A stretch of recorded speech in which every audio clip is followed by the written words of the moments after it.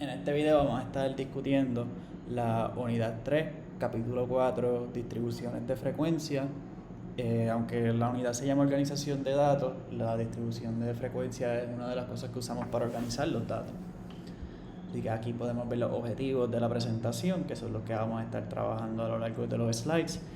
Y aquí pasamos a la introducción, donde dice que, bueno, no lo voy a leer porque ustedes pueden leer, pero básicamente, en síntesis, lo que significa todo esto es que todas las investigaciones de carácter científico, y en realidad son muy pocas las excepciones que no le aplica esto, consisten en recopilar información. Y usualmente esa información es numérica, o sea, son datos. Y cuando uno recoge todos esos datos, pues tú no los vas a recoger de manera organizada. Van a haber personas con altos niveles, bajos niveles, y tú no vas a tener todos los que tienen bajos niveles en una categoría, niveles moderados en otra, ¿no? Porque eso tú lo haces después. Y el no tener los datos organizados no nos permite, ¿verdad? En el caso de que vamos a hacer los análisis a mano, pues no nos va a permitir aplicar muy bien los métodos estadísticos. Porque, por ejemplo, piensen en las variables ordinales que se tienen que ordenar y se tienen que poner en un orden. Pues si vamos a aplicar un estadístico cuyo supuesto es tener una variable ordinal y usted no tiene esa variable ordenada en rango, pues no va a poder correr el análisis. Así que es bien importante que una vez usted recoja todos los datos, tenga todos esos valores que pueden decir que definen esa variable de interés, pues entonces tú vas a proceder a un arreglo sistemático que puede facilitar los análisis de la variable de interés. Y básicamente, una manera de tú poder lograr ese objetivo, ¿verdad?, de organizar los datos, es construir una tabla de distribución de frecuencias. Y que es lo que en realidad vamos a hablar en este capítulo, en esta unidad. Así que vamos a pasar al próximo slide. Y lo primero que tenemos es las distribuciones de frecuencia en escalas nominales. Para eso usamos una distribución de frecuencias simples, que también se conoce como una distribución de frecuencia univariada. Y eso lo que significa es que contienen una sola variable, donde en la primera columna vamos a tener la variable de interés y en la próxima columna vamos a tener la frecuencia, y podemos tener una tercera donde ¿verdad?, para poner los porcentajes. Aquí tenemos un ejemplo: las actitudes hacia el aumento en costos de medicamentos bioequivalentes en una muestra de profesionales de la salud del 2016. Pues el título de esta tabla, que es bien importante, contesta tres preguntas bien básicas: el qué, el dónde y el cuándo. Pues ¿qué es el qué? Pues el qué es la actitud hacia el aumento en costos de medicamentos bioequivalentes. El dónde, bueno, aquí no dice dónde, pero se supone que diga una muestra de profesionales de la salud en Puerto Rico. Y el cuándo, que es el 2016. Entonces, aquí tenemos la variable de interés, que es actitudes, ¿verdad? Y dentro de actitudes tenemos dos categorías: a favor y en contra. Pues aquí podemos ver la cantidad de personas que están a favor, que son 456, con la F, que es la frecuencia. Este es el símbolo de la frecuencia, una F minúscula en itálica. Y aquí tenemos el porcentaje. Acá tenemos la otra categoría de actitudes, que es en contra. Tenemos 1544 personas, y eso constituye un 77% de 2000, ¿verdad? Porque aquí tenemos la totalidad de los casos, o la cantidad de la muestra, que en este caso es 2000. Pues 456 constituye 23% de 2000, y 1544 constituye 77% de 2000. Y 23 más 77, pues es 100. Ahora bien, también está la distribución de frecuencias bivariadas, o la frecuencia, ¿verdad?, o bivariable, como lo quieran llamar. Y estas contienen dos variables. La primera columna tiene la primera variable, la segunda columna tiene la segunda variable, y en la segunda va a tener los niveles, que son las categorías dentro de esa variable, y la tercera van a ver los totales. Entonces, al lado de la frecuencia se puede colocar un paréntesis indicando el porcentaje que corresponde a las columnas. Vamos a ver un ejemplo. Antes de seguir, otro nombre para este tipo de tabla, que es de frecuencias bivariadas, también se le llaman tabulaciones cruzadas. En inglés se le conocen como crosstabs, porque aquí tenemos una variable, que es número de hijos, que va hacia abajo. Tenemos religión de la madre, que va así de un lado hacia el otro. Entonces, como lo que estamos haciendo es cogiendo esta variable y la estamos cruzando con esta para obtener estos números, por eso se le llaman tabulaciones cruzadas. También se le conocen en inglés como crosstabs o tablas 2x2, porque tenemos una variable con dos categorías y otra variable con dos categorías. Entonces, en la primera variable que, bueno, tenemos el título, ¿verdad? Que es fecundidad por religión en una muestra de madres puertorriqueñas en el 2016. Pues aquí tenemos el número de hijos, más de 2 o 2 o menos. Y aquí tenemos el total de casos, ¿verdad? O de personas que tienen más de 2 hijos, que son 740. Y tenemos el total acá de la cantidad de personas que tienen 2 o menos hijos. Y acá tenemos los totales, disculpen, tenemos los totales de las personas que son católicas, de las madres católicas, que son 800, y el total de madres protestantes, que son 400. Entonces, aquí tenemos aquí tenemos los porcentajes, ¿verdad? 90, si miran aquí, el porcentaje corresponde a esta columna y corresponde a esta columna, porque 90 más 10 es 100 y 5 más 95 es 100.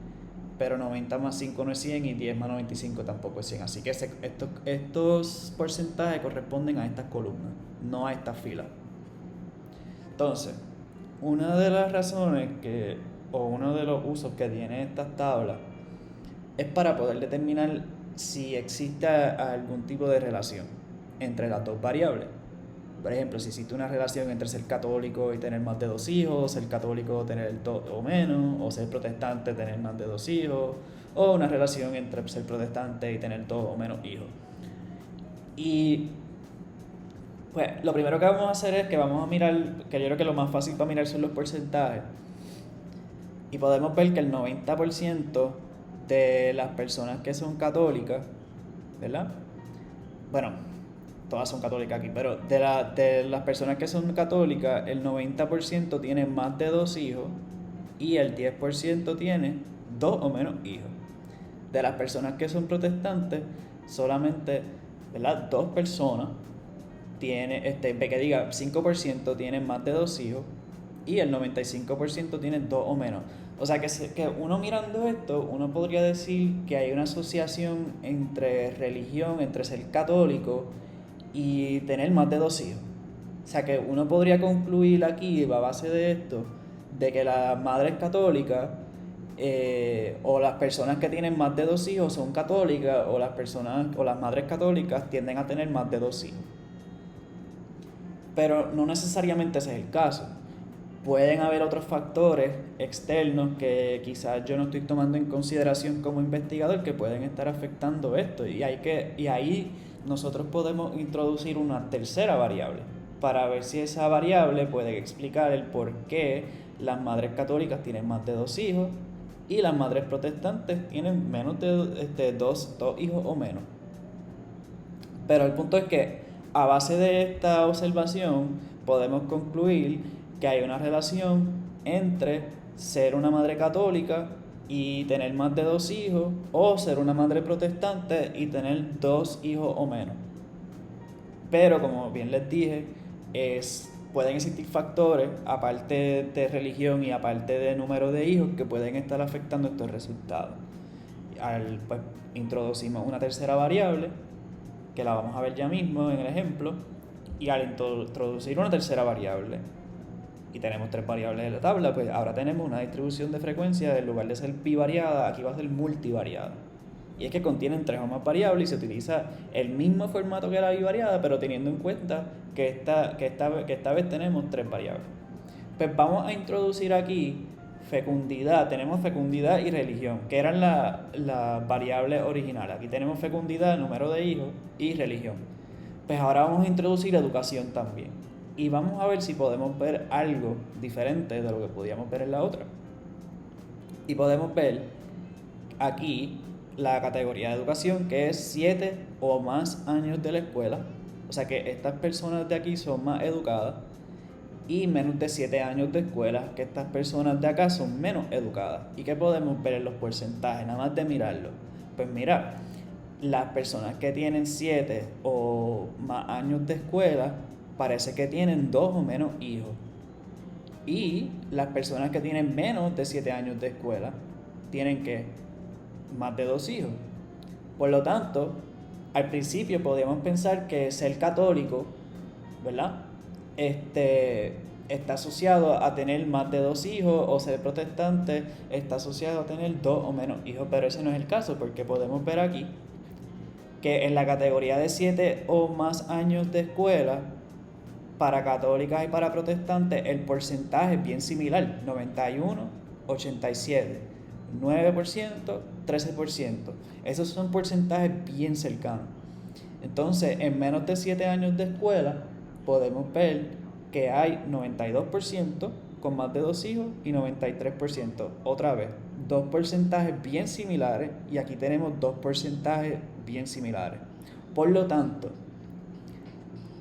hubiera sido erróneo decir que existe una relación entre religión y fecundidad, porque esta tabla lo que nos dice es, espérate, hay una relación entre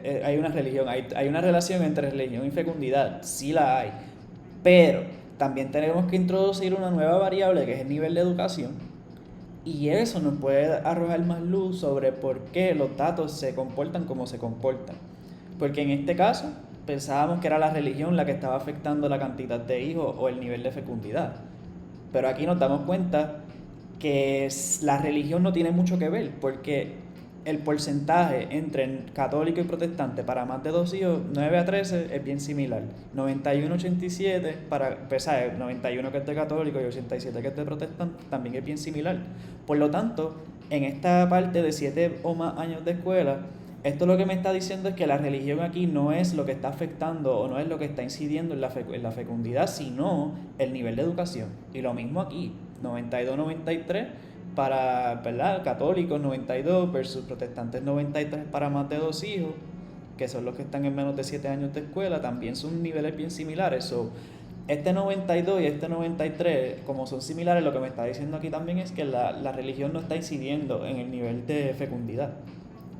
Y aquí abajo es lo mismo, 8 y 7, bien similares. Tampoco estamos viendo diferencias muy significativas, por lo tanto, podemos decir que hay una relación podemos decir, de hecho, que no existe en realidad una relación entre religión y fecundidad como pensábamos al principio, con la tabla de frecuencias bivariadas. Al introducir una frecuencia multivariada y al introducir una variable tercera, pues podemos ver que la religión en realidad no incide en el nivel de fecundidad, sino lo que en realidad incide y lo que en realidad tiene un efecto en la fecundidad es el nivel de educación. Y en la tabla bivariada el nivel de educación no era una variable o era un factor que estábamos considerando, era un factor externo, que es lo que a veces le llaman variables extrañas. Y en este caso, pues la variable extraña era educación, porque la introducimos después y nos dimos cuenta que la relación entre religión y fecundidad en realidad no existe. Es entre educación y fecundidad. Así que en realidad no importa qué religión pertenezca a la madre, lo que en realidad importa aquí es que el nivel de educación es lo que incide en la fecundidad, no la religión. Y eso sería un ejemplo, ¿verdad?, de una frecuencia multivariada. Y lo que quiero que se lleven de esto es que las tablas de frecuencia no solamente son para uno organizar los datos y escribir la cantidad de personas y la cantidad de porcentajes, sino que también podemos ver algunas tendencias conductuales y podemos también, a base de esto, formular unas hipótesis que sean más apropiadas ¿verdad?, y que sean más de acuerdo a los datos que tenemos. Porque si yo miro estos datos, pues, ¿verdad?, teniendo en cuenta todo lo que estoy viendo en esta tabla, pues sería bien ilógico formular una hipótesis que plantee que existe una relación entre religión y fecundidad, porque nada más de mirar los números, ya yo sé que no existe esa relación. Así que si yo voy a hacer un estudio y voy a formular una pregunta, pues ya yo sé por lo menos qué pregunta no hacer o qué hipótesis no formular. Seguimos. Distribución de frecuencia en escalas ordinales, que diga. Pues esto va a utilizar el mismo formato que las escalas nominales, Pero en este caso las clases o las categorías van a reflejar la posición de los sujetos bajo estudio. Así que en la primera columna vamos a poner la variable ordinal y en el caso de las distribuciones bivariadas o multivariadas se pueden incluir otras variables aunque no sean ordinales. Es decir, tú puedes variar esto con una variable que sea nominal, otra que sea ordinal también la puedes variar con otra que sea de intervalo o razón. Pero eso no lo vamos a discutir mucho aquí, lo que vamos a enfocarnos en, cuando se trata, ¿verdad?, de distribuciones de frecuencia en escalas ordinales, nos vamos a enfocar solamente en una escala o en una distribución de frecuencia simple, que es lo que estamos viendo aquí. Entonces, es bien importante que los niveles vayan del más alto al más bajo. Aquí tenemos el nivel de compromiso de estudiantes de psicología hacia pacientes con SIDA en el 2020. Así que lo que estamos viendo es cuán dispuestos están los estudiantes de psicología a atender pacientes con SIDA. Alto siendo el nivel más alto de compromiso, moderado, el nivel medio de compromiso y bajo, pues el nivel más bajo de compromiso. Pues podemos ver que la mayoría de los estudiantes, porque tenemos una frecuencia de 80 y es la frecuencia más alta, están dispuestos a trabajar con pacientes con SIDA. Y ese 80%, ese 80 de 120 representa un 66.7%. Aquí tenemos 30 personas con, ¿verdad?, que están como que no saben, es como que sí y no. Es un nivel moderado de compromiso, son 30 y eso constituye un 25% de la muestra. Y 10 personas tienen un nivel bajo de compromiso, que constituye un 8.3% de 120. Recuerden que cuando trabajamos con escalas en escalas ordinales tenemos que ordenarlas desde el nivel más alto hasta el nivel más bajo. Si lo van a trabajar en análisis de computadora, en análisis estadísticos de computadora, pues no tiene que entrarle en ningún orden porque la aplicación lo va a hacer por usted, a menos que sea Excel. Si es Excel, lo tienes que entrar al revés. En Excel lo tienes que poner desde el más bajo, empezando con el más bajo hasta el más alto. ¿Por qué? Pues por la manera en que Excel funciona y en la manera en que corre los análisis, pues lo hace al revés. Pero para los efectos de APA y para los efectos de psicología y la ciencia social y todo esto, pues se pone así, del más alto al más bajo.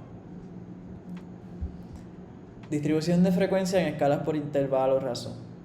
Pues las escalas de intervalo muestran la magnitud de las diferencias entre los participantes respecto a las variables bajo estudio. No tienen un cero absoluto. Organización de los datos. Igual o menor de 20 datos se hace un arreglo de valores, ordenamiento sistemático de las puntuaciones observadas de mayor a menor. Esto lo que significa es que si tenemos 20 datos, o sea, 20 números, o sea, o menos de eso, pues lo que vamos a hacer es un arreglo de valores. Si tenemos más de 20 números, pues vamos a hacer lo que se llaman clases no agrupadas o clases agrupadas. Pero vamos a empezar con el arreglo de valores. ¿Qué es un arreglo de valores? Pues aquí tenemos 18 números. Como eso es menor que 20, pues lo que vamos a hacer es que los vamos a ordenar desde el mayor hasta el menor. Como tenemos 3 10, pues vamos a poner 10, 10, 10. 3 10 cogidos. Tenemos 3 9, ¿verdad? 1, 2, 3 9. Pues vamos a poner 3 9 y así sucesivamente para todos los órdenes de mayor a menor. Y aquí tenemos el título de la tabla, que es segundo en reacción después de consumir 5 miligramos, ¿verdad?, de un medicamento antidepresivo. Básicamente se le dio una pastilla a una persona de esa cantidad que era un antidepresivo, y después que la consumió, pues se registró la cantidad de segundos que tomó en reaccionar ante un estímulo. Se le presentaba un estímulo, esa persona se reaccionaba y ¿verdad?, alguien cogía y registraba la cantidad de segundos que tomaba en reaccionar a ese estímulo. Una vez organizados los datos, podemos identificar rápidamente el tiempo de reacción más alto y el más bajo. No solamente podemos ver el más alto y el más bajo, sino también podemos ver hacia dónde se centran. Nada más de esto podemos, ¿verdad?, inferir que el promedio está como por aquí, en el medio de la tabla. Pero nada, vamos a seguir ahora con la distribución de frecuencia en escalas de intervalo razón cuando las muestras son grandes. Pues cuando son grandes se construye una distribución con clases no agrupadas. Si la variación es pequeña, pero si la variación es grande, pues se hace con clases agrupadas. Cuando hablamos de variación, lo que nos referimos es cuánto puede variar un conjunto de puntuaciones. Por ejemplo, si unas puntuaciones van de 0 al 5, pues podemos decir que no hay tanta variación. Pero si van del 0 al 100 y puede haber todo este universo de puntuaciones que van del 0 al 100, pues ahí tenemos un montón de variación. Básicamente es más bien como la cantidad en realidad la cantidad, cuántas puntuaciones diferentes tenemos. Si tenemos un montón que son diferentes y van desde, por ejemplo, desde 5 a 100, pues tenemos un montón. Pero si van de 5 a 7, pues son bien pocas. Vamos a ver cómo funciona esto. ¿Cómo determinamos si hay mucha o poca variación? Pues en realidad no hay una regla general como que específica de cómo determinar esto, pero sí existe esta ecuación que la podemos utilizar como referencia para determinar si existe mucha variación o no. Si el resultado de esta ecuación es menor de 1.5, poca variación y lo que procede son clases no agrupadas. Pero si el resultado es igual o mayor a 1.5, pues podemos concluir que existe mucha variación y lo que procede es una distribución con clases agrupadas. Esta es la fórmula, aquí tenemos el intervalo, que es lo que estamos tratando de resolver, de cuánto es el intervalo que diga. O sea, queremos saber si es de 1.5 o igual o mayor a 1.5. Así que vamos a coger el valor mayor, le restamos el valor menor y le vamos a sumar 1. La constante usualmente va a ser de 15, pero también puede ser tan bajo como 10 y puede ser tan alto como 20. Eso va a depender de la cantidad de clases o la cantidad de clases o la cantidad de categorías que usted quiera. O sea, si usted quiere 10 categorías o 10 clases, pues la constante va a ser 10. Si quiere 20 categorías o 20 clases, pues va a ser de 20 la constante. Pero usualmente se recomienda 15. No menos de 10, no más de 20. Así que vamos a mirar este ejemplo. Y aquí tenemos todas estas puntuaciones, que son 40 puntuaciones. ¿Y qué es lo que queremos saber aquí? ¿Vamos a agrupar estos datos o no los vamos a agrupar? Pues vamos a coger el valor mayor, que es ¿qué? 10. 10 es el número más alto. Y vamos a encontrar el número más bajito. El número más bajito aquí es 2. Pues va a ser 10 menos 2, que nos da 8. 8 más 1 es 9. 9 sobre 15 es .60. Como .60 está por debajo de 1.5, se construye una distribución de clases no agrupada, no tenemos que agrupar. Si esto hubiera sido 1.5 o más, ahí sí había que agrupar, que lo vamos a ver ya mismo. Así que como no tenemos que agrupar, lo que vamos a hacer es que vamos a construir una tabla de distribución de frecuencias no agrupada. Y aquí lo que estamos haciendo es cogiendo todas las puntuaciones, que esa es la X, y aquí tenemos la frecuencia con el símbolo de la F minúscula en itálica o en cursiva. Así que si para una o más clases entre el 2 y el 10 no hubiese habido elemento alguno, como quiera se dejarían en la distribución, pero se le asigna un 0 en la frecuencia. Esto es necesario para no romper la continuidad de la variable. Por ejemplo, vamos a suponer que en esta parte de acá, vamos a suponer que eliminamos todos los 6. O sea que tenemos números que van del 2 al 5 y después del 7 al 10. No tenemos ningún 6. Pues si no tenemos 6, eso no quiere decir que aquí en esta columna vamos a brincar el 6, que vamos a ir 2, 3, 4, 5, 7, 8, 9, 10. No, vamos a escribir el 6. Pero como no tenemos 6, lo que vamos a hacer es que le vamos a poner un 0 aquí. Pero porque tiene que haber continuidad. No podemos ir 2, 4, 6, 8, 2, 3, 4, 5, después brincamos al 7. O sea, tenemos que ir de uno en uno. 2, 3, 4, 5, 6, 7, 8, 9, 10. Porque este es el valor más alto, el valor más bajo y este es el valor más alto. Y estos son todos los valores que hay entre medio. Si no tuviéramos 6, pues aquí en lugar de poner 10 ponemos 0 y listo. Pero ¿qué pasa cuando tenemos que agrupar los datos?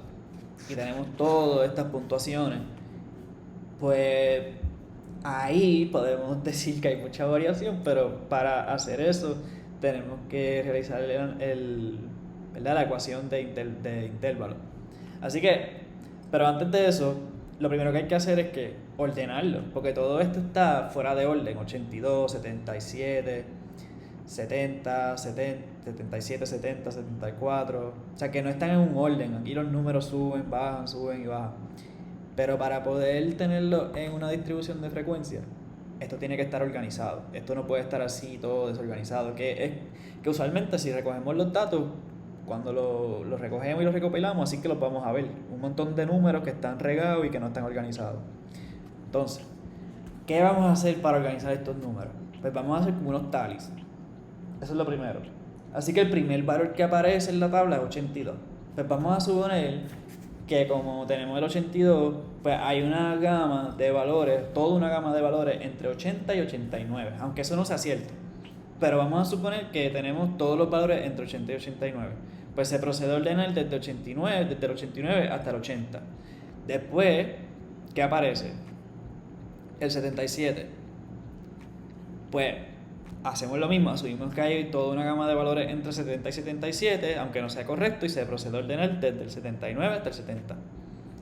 Y se hace el mismo procedimiento cada vez que se observa un valor que no pueda incluirse en el arreglo anteriores. Por ejemplo, como ya tenemos un intervalo de 80 a 89 y otro de 70 a 79, pues este cae bajo el intervalo de 80 a 89. Estos 5 que están aquí caen bajo el intervalo de 70 a 79. Este cae bajo el de 80 a 89. Y no es hasta que llegamos aquí a 90 que decimos, oh, tenemos que crear una nueva categoría. Entonces, finalmente, según se van repitiendo las medidas, se coloca una línea vertical al lado derecho de la puntuación correspondiente que representa el número de líneas, representando el número de líneas que de la frecuencia con que se repite cada valor numérico. O sea, vamos a terminar con esto.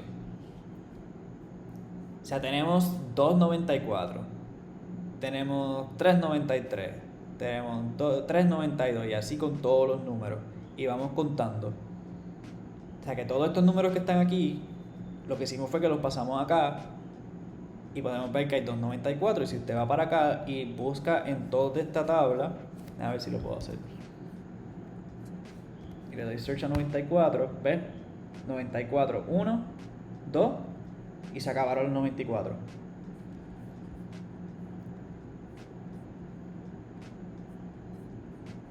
Así que van a hacer eso para todos los números. Luego de que tengan estos tallies o estas líneas verticales, vamos a ponerlos en las clases, vamos a hacer una distribución de frecuencias no agrupada primero, para, ¿verdad?, saber qué es lo que tenemos. Y lo que estamos haciendo es básicamente convirtiendo estos palitos en números. Así que estos 2 palitos se convierten en 2, estos 3 palitos se convierten en 3 y así con todo. ¿Qué es lo que tenemos acá? ¿Verdad? Tenemos 2.94, 3 puntuaciones de 93, 3 puntuaciones de 92, 5 puntuaciones de 91 y así sucesivamente para un total de 323 puntuaciones. ¿Verdad? Si sumamos todas las frecuencias, todo esto, terminamos con este número. Pero tenemos que ahora hacer o realizar, ¿verdad?, la fórmula del intervalo. ¿Y cuál es el valor más grande? Pues 94. ¿Cuál es el valor más pequeño? 65. Pues vamos a coger 94 menos 65, que nos va a dar, vamos a buscar la calculadora. 94 menos 65, 29, más 1, 30, dividido entre 15, 2. Así que como 2 está por encima de 1.5, tenemos que agrupar las clases. Entonces, si la letra I, el intervalo, es igual a 2, pues la agrupación de cada clase va a ser de 2. O sea que el número que vamos a obtener aquí es lo que vamos a utilizar para el ancho del intervalo. Vamos a verlo. ¿Ves? Como son 2 números, o sea, tenemos un 2 aquí y el ancho del intervalo va a ser de 2, pues aquí tenemos un ancho de 2, 93 a 94. Tenemos 2 números, 91 a 92, 2 números, 89 a 90, 2 números. Y así hasta que lleguemos abajo. Noten que la puntuación más alta es 94, que es el número que vemos aquí, y 65 es la puntuación más baja. Eso es lo que se recomienda. Pero también se podía empezar con 64 a 65 y se podía terminar con 94 a 95. Eso también se podía hacer, pero eso iba a implicar más fila, una tabla un poquito más grande y bajo el principio parsimonial, que lo que establece que es menos es más y mientras menos tú uses y mientras menos necesites, pues mejor, pues es más apropiado hacerlo de esta manera. Ahora bien, eso no significa que usted se va a inventar unos intervalos que son absurdos. Por ejemplo, sería bien ilógico con estos números empezar el intervalo con de 50 a 51, de 51 a 52 a 53, 54 a 55, porque el valor más bajo es 65, entonces vamos a tener todas esas categorías con cero. Así que, anyways, aquí tenemos la frecuencia.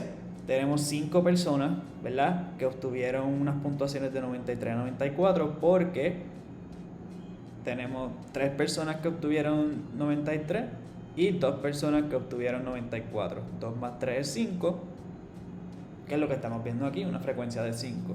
Y ese 5 constituye un 1.6% de 323. Una de las desventajas de esta tabla es que perdemos información. Porque si tenemos 5 personas que sacaron de 93 a 94, pues no sabemos si fue que una persona sacó 93 y 4 personas sacaron 94, o si 4 personas sacaron 93 o una persona sacó 94. Eso lo sabe usted como investigador porque hizo la tabla, pero el lector, o sea, si esta es la tabla que usted va a publicar como final en su investigación o en su ensayo o su paper, lo que sea, y esta es la final, pues el lector no va a saber eso. El lector lo que va a ver es esta tabla y él va a decir, ok, 5 personas sacaron de 93 a 94, pero yo no sé cuántos sacaron. De esos 5, yo no sé cuántos fueron los que sacaron 93 y cuántos sacaron 94. Yo no sé si fue que una sola persona sacó 94 y las otras 4 sacaron 93. Así que esa información se pierde en este arreglo, ¿verdad? En estas clases que son agrupadas. Ahora bien, esto es solamente una variable, que son las puntuaciones en los exámenes comprensivos de estudiantes de psicología. Pero tú puedes cruzarla también con otra variable, que sea, por ejemplo, una nominal, y podemos agruparla. Por ejemplo, aquí en este slide podemos ver las puntuaciones, ¿verdad?, dependiendo de la procedencia, si tú vienes del sistema público o si vienes del sistema privado. ¿Y qué podemos ver aquí?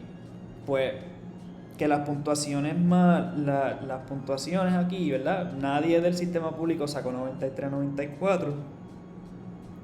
Pero del sistema privado sí. Así que en estas puntuaciones vamos a ver la más alta, por ejemplo, según estos datos, ¿verdad?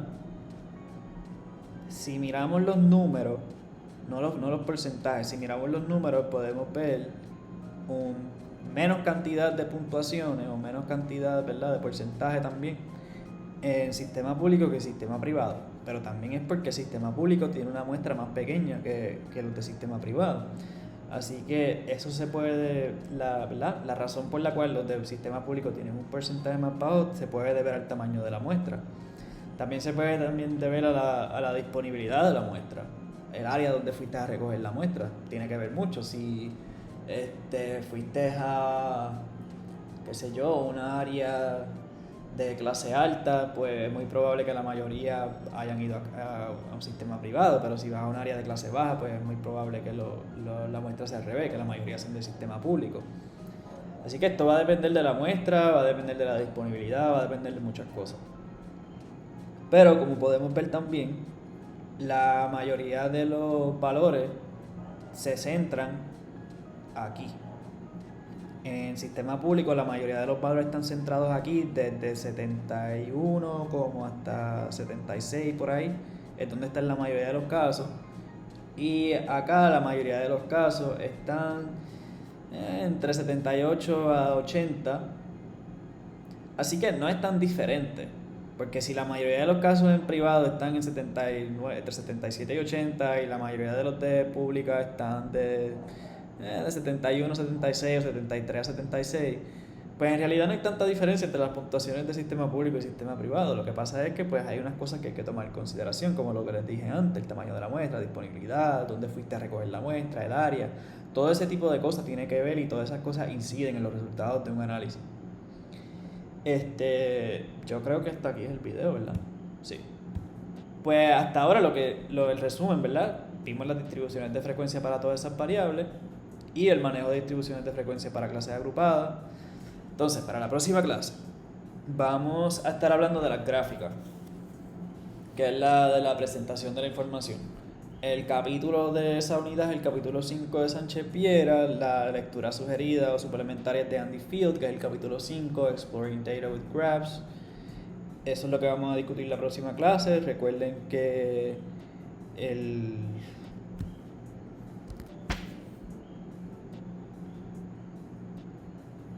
quiz de unidad 2, que diga de unidad, ¿qué unidad estamos? De unidad 3. El quiz de unidad 3 se abre este día y se cierra aquí a las 5, y este día a las 5 se abre el quiz de esta unidad. Pues hasta aquí el video y que sigan bien.